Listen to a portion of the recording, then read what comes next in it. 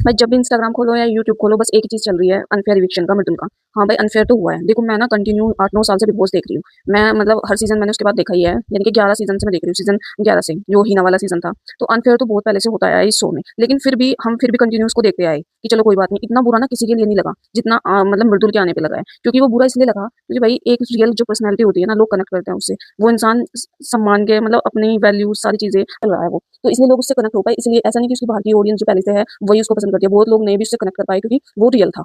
और अब मुझे ये जानना है कि जो बिग बॉस में लोगों को बोलते हैं, जो ऑडियंस का जो सदस्य होते हैं घर पे, उनको बोलते हैं कि नेशनल टेलीविजन पे आप ये चीजें नहीं बोल सकते, ये चीजें नहीं बोल सकते, कि ऑडियंस में क्या नैरेटिव सेट होगा कि नेशनल टेलीविजन पे ऐसी चीजें बोली जा रही। बट मुझे ये जानना है कि आप लोग खुद जो मेकर्स हैं वो क्या साबित करना चाहते हैं कि नेशनल टेलीविजन पे एक जो रियल पर्सनैलिटी थी, जो एक हमसे किसी से बदतमीजी नहीं की, अपने दायरे में रह के वो खेला है और एक अपना रियल जो फेस होता है वही दिखाया है, फालतू के मुद्दों में नहीं पड़ा, फालतू की चीजें नहीं करी, जो गंद यानी कि इतना नीचे नहीं गिरा। तो आप क्या साबित करना चाहते हैं? ऐसा इंसान कमजोर होता है जो सच्चा है या फिर सम्मान कर रहा है सामने वाले का, तो वो कमजोर है? तो आप भी तो नेशनल टेलीविजन पे ये चीज साबित करने की क्या नैरेटिव सेट कर रहे हो आप जनता के सामने?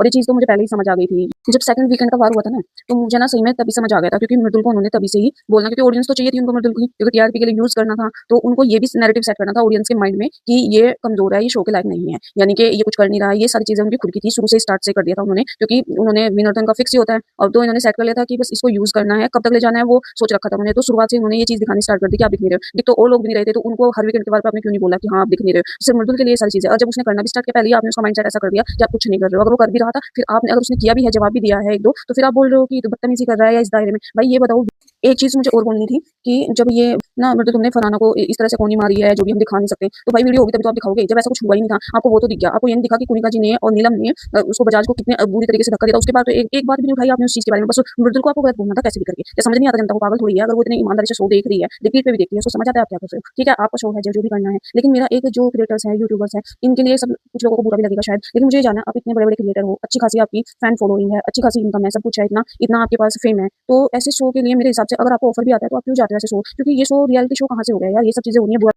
आप लोगों में इतना टैलेंट है तभी आप ऊपर आए हो, इतने लोग आपको पसंद करते हैं, तो आपको ऐसे फेक शो की जरूरत ही नहीं है, आपको जाना भी नहीं चाहिए। आप मतलब ऐसे शो में जाना ही क्यों चाहते हो जहाँ आपकी बेइज्जती, आपकी इंसल्ट कराई जाए? आपके पास इतनी ऑडियंस है, आपको